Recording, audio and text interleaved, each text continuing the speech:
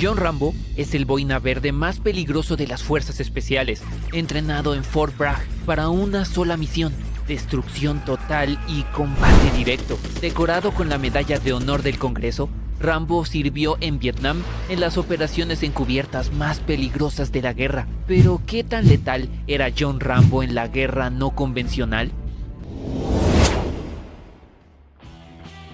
John Rambo operaba en territorio enemigo sin dejar rastro identificable, sin insignias, sin documentos, nada que confirmara oficialmente su presencia. Cuando una misión terminaba, era como si nunca hubiera ocurrido. Esta invisibilidad no era solo política, era táctica. Un soldado que no puede ser rastreado no puede ser interceptado.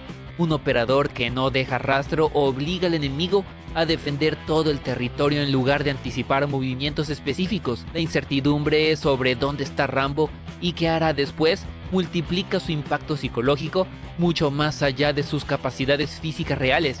En Rambo, Primera Sangre 2, la misión inicial es exactamente esta: una inserción silenciosa en territorio vietnamita para reconocimiento fotográfico sin contacto.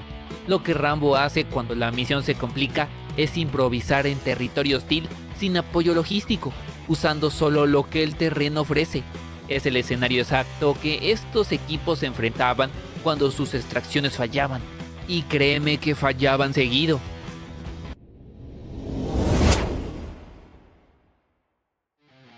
Las explosiones que Rambo produce apuntando a puntos estructurales específicos, depósitos de combustible, bases de soporte, puntos de cruce, no son pirotecnia aleatoria, son demolición táctica aplicada. La mayoría de los soldados depende de su equipo estándar para pelear, y Rambo no. Una de las razones por las que es tan peligroso es por su capacidad para convertir casi cualquier cosa en un arma. En First Blood, comienza prácticamente sin armamento, sin rifles, sin apoyo, sin equipo táctico. Pero a medida que la persecución escala, Rambo empieza a improvisar. Construye trampas con materiales del bosque, fabrica armas improvisadas y utiliza herramientas básicas para neutralizar a enemigos mejor equipados. Cada recurso del entorno se convierte en una extensión de su capacidad de combate. Esto cambia completamente la ecuación, porque cuando un combatiente puede adaptar cualquier objeto a la situación, quitarle sus armas no lo vuelve menos peligroso, lo vuelve más impredecible. Pero su peligrosidad no termina en la improvisación. Cuando finalmente obtiene armamento, Rambo demuestra un manejo excepcional de múltiples sistemas de armas. Pasa con naturalidad de fusiles de asalto a ametralladoras pesadas, lanzacohetes, explosivos y armas de arco.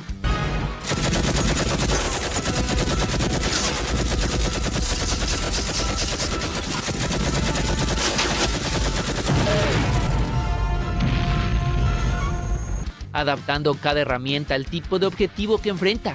En Rambo, Primera Sangre 2, utiliza el arco compuesto no solo como arma silenciosa, sino como plataforma para flechas explosivas capaces de destruir vehículos, estructuras ligeras y concentraciones de tropas.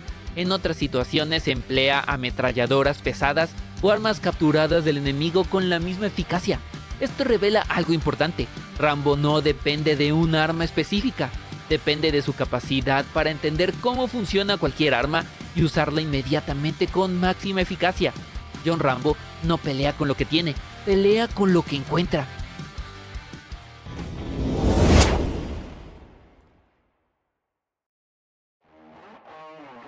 La letalidad de Rambo no viene solo de su capacidad para pelear, también viene de lo que hace en la mente de sus enemigos.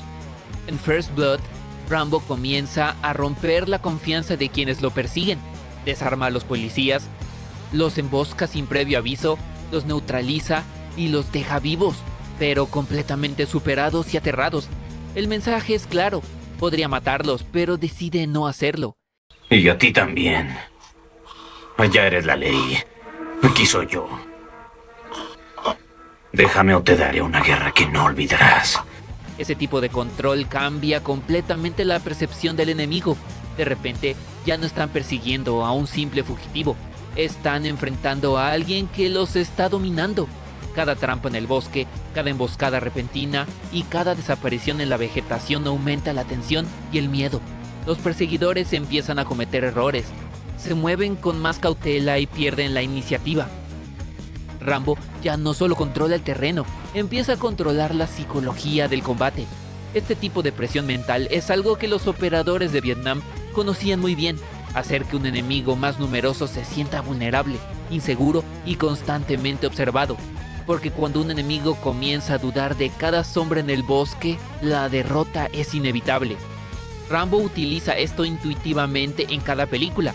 En First Blood, los policías del condado de Hope no solo están siendo derrotados físicamente, están siendo paralizados psicológicamente. No saben dónde está, no saben qué hará, no saben si la siguiente trampa la activará uno de ellos. Esa incertidumbre los hace lentos, cautelosos y reactivos, exactamente lo que Rambo necesita para mantener la ventaja y sembrar el terror en sus mentes poco a poco.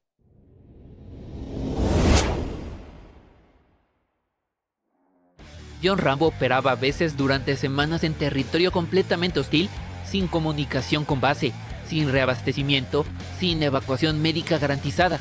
Su entrenamiento lo hacía funcionalmente autosuficientes en cualquier ambiente. La mayoría de los soldados dependen de una cadena logística, armas, suministros, comunicaciones y apoyo constante. Cuando esa red desaparece, su capacidad de combate se reduce rápidamente. Rambo funciona de manera diferente. En First Blood, después de escapar al bosque, no tiene base, no tiene apoyo y prácticamente no tiene equipo. Aún así, sigue operando con eficacia. Improvisa armas, construye trampas, usa el terreno para esconderse, moverse y atacar.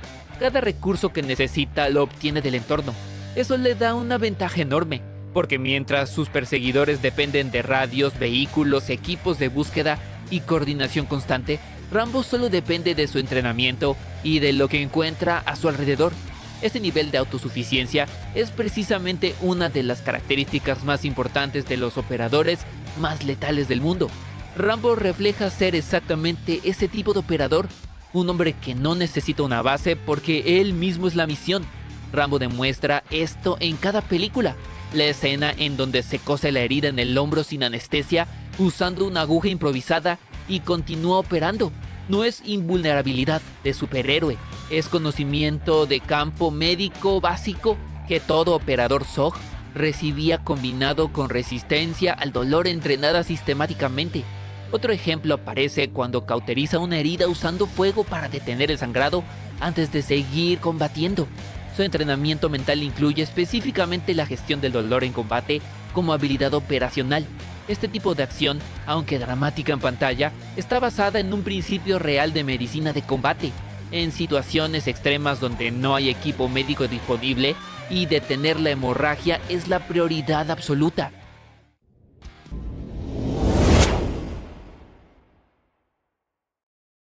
Ese hombre es excepcional. Con armas de fuego, con el cuchillo, con sus propias manos. Un hombre que está entrenado para ignorar el dolor, las condiciones climatológicas, vivir de lo que da la tierra, comer cosas que harían vomitar a una cabra. En la primera mitad de la película, Rambo no tiene armas de fuego, pero realmente no las necesita. La mayoría de las personas piensa que la letalidad de un soldado depende de su fuerza o de sus armas, pero en operaciones especiales, la verdadera ventaja es el dominio del terreno. Rambo no pelea como un soldado convencional, pelea como un operador de reconocimiento profundo. No entra en combates directos si puede evitarlos, controla el entorno. Cada vez que el enemigo cree tenerlo rodeado, Rambo ya ha desaparecido en la vegetación. Ataca desde ángulos inesperados, rompe la línea de visión y obliga a sus perseguidores a moverse en un terreno que él entiende mucho mejor que ellos. No vine a rescatar a Rambo de ustedes, sino a salvarlos de él. Eso cambia completamente la dinámica del combate, porque cuando un solo hombre controla el terreno, el enemigo pierde su mayor ventaja, los números. Esto no es casualidad, los boinas verdes avanzados se entrenaban exactamente para esto: infiltrarse en selva hostil, moverse sin ser detectados y decidir cuándo empieza y cuándo termina una pelea.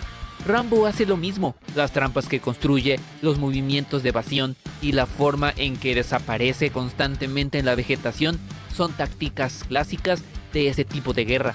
Porque en la selva, la verdadera letalidad no viene de disparar más, viene de hacer que el enemigo nunca sepa por dónde lo atacarás.